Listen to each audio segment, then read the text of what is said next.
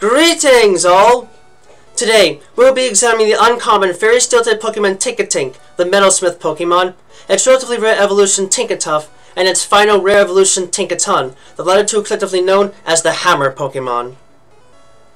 While they might not look all that intimidating at first, the members of the Tinkatink family have surprising power behind them that can make others think twice about getting in their way.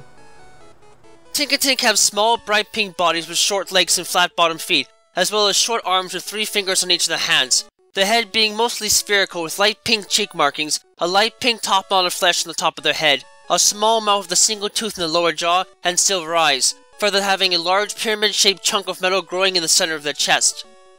They tend to carry with them a large club of purple metal with a thinner cylindrical handle and a larger main body, with a crude finish that shows off the different metals used to construct it.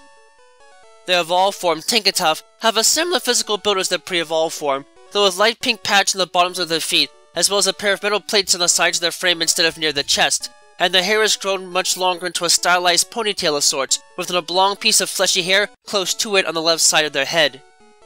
Their club has grown into a much larger hammer in the state as well, having a dark purple staff-like stylized handle with a bulbous guard near the weapon's side end, and a series of light purple metal plates that form a 3-sided thin guard around the weapon's core for greater damage potential. Their final evolution, Tinkaton, have the same basic body shape as their pre-evolved forms, but with 4 whitish pink fingers on their hands with darker pink hand spots, as well as a larger mane of light pink hair with 2 large pigtail-like mats on each side of the head, and a crown of spike-like bulbous growths on the top of their head, further featuring 2 tooth-like extensions on their upper jaw. The hammers they wield now have grown immensely in size, much larger than the creature itself, with a massive patchwork of metal comprising it, with jagged frills and bolts crudely fashioned out of metal helping to hold it together as an incredibly intimidating weapon of war. The members of the Tinkatink family are totally unique among fairy types for their desire to and practice of making weapons in order to attack and defend themselves. This is because the female-only creatures do not have the strongest of bodies in terms of offense or defense, the bodies mainly being made of a strange mixture of soft flesh and metal, the skeleton for the latter especially, so they require a way to make it possible for them to actually fight off others that might otherwise wish to prey on them.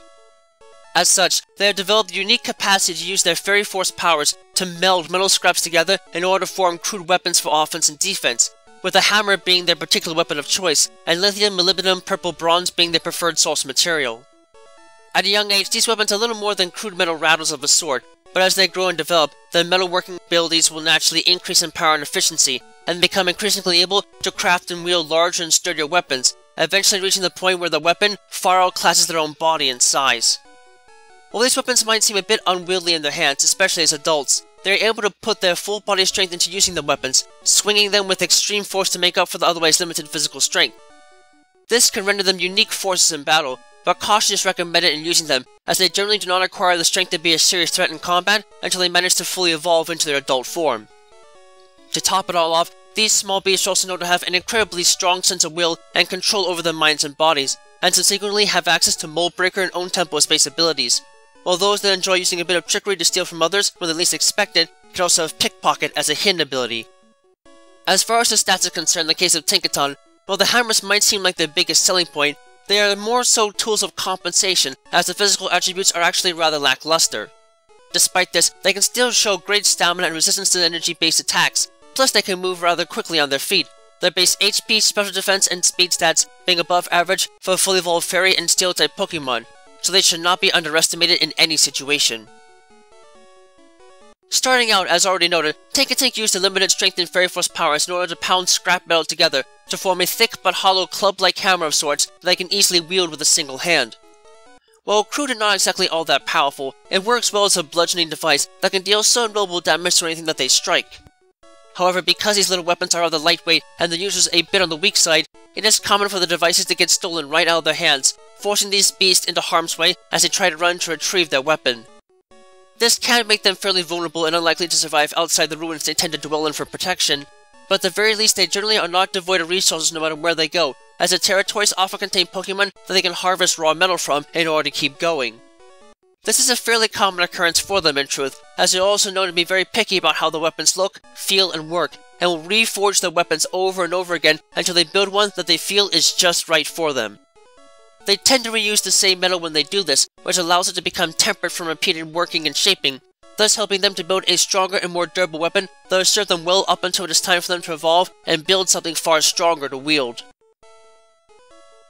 As they reach a state of adolescence in their forms and powers, Tinkatuff become better able to forge metal with experience, and often nest in massive piles of scrap metal that they can use to experiment with when forging a better weapon.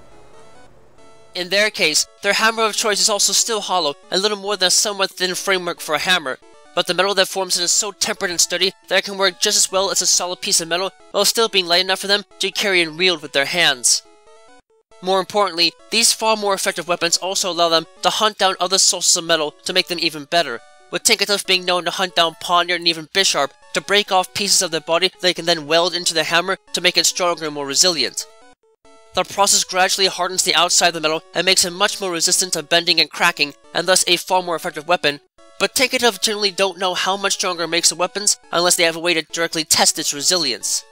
As such, these beasts will often slam their hammers together with those of other Tinkatuff to test their general strength and resilience to damage, with successful tests leaving both sides with hammers that are undamaged and still in their original shape. As a consequence, the sound of metal clanging together loudly in any environment is a possible sign of their presence and should be taken note of. While they can be a bit vicious and rambunctious towards other steel types, it is at least somewhat comforting to know that these creatures retain the memories of youth to fuel the desire for survival no matter where they go, as the small hammer they had as juveniles is used as the main handle for the new hammer in an evolved state.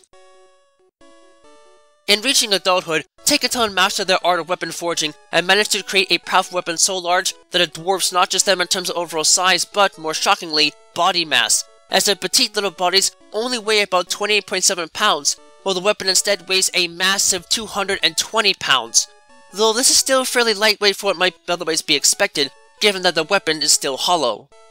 Even so, the hammers that they wield, which are built with the hammers they used in previous evolutionary stages still as a part of it, are incredibly sturdy and can be used to smash just about anything they get within their sights.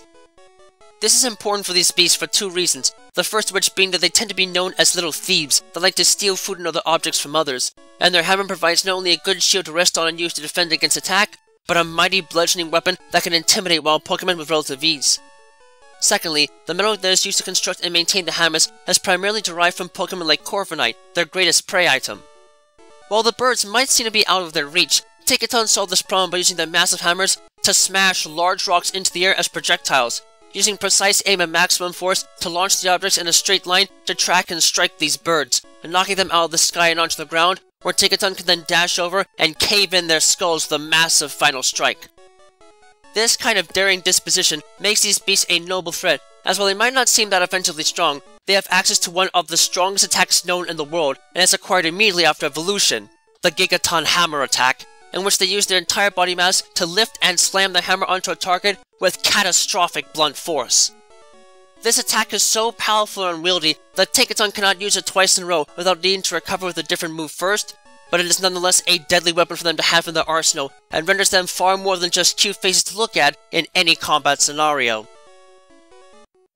These little gals might seem really cute and far from a serious threat, but only fools wouldn't give these lasses their due in the wild. Tinkatink really get the short end of the stick with the family, since the weapons are easily taken from them, but we all have to start somewhere, right? That's why I give their little hearts so much credit, as they'll rework the weapons as many times as it takes to get them right, and I admire that kind of boldness. Tinkatuff really have a lot of sass and sway to their steps, and know they're a cut above the rest, and won't be afraid to show it with malicious intent if pushed to that point. Not even the hardened bodies of beasts like Bisharp are safe from them, so getting in the way of a hunting party of them is a bad idea on any day. And Tinkaton are just bad news for anyone that can't get out of the way of their hammer attacks, no matter if you resist them or not. They might not have a lot of power on base stats alone, but with a devastating attack like Gigaton Hammer, there isn't much that they can't flatten into a pancake when they really put all their gumption into their offense. While they might not always come off as the biggest of opponents, the members of the Tinkatink family more than demonstrate that great things do indeed come in small packages.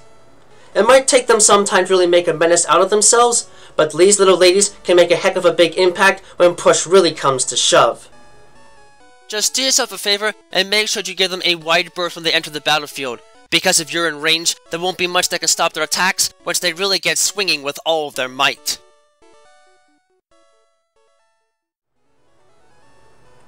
Thank you all for watching this video. It always brings me great joy to see others enjoying the work I do to try and make the world of Pokemon and the fascinating creatures that lay inside of it feel as real as they possibly can. If you really enjoy my work, please feel free to leave a comment and subscribe, as I always do my best to respond to any and all comments that are left on my videos.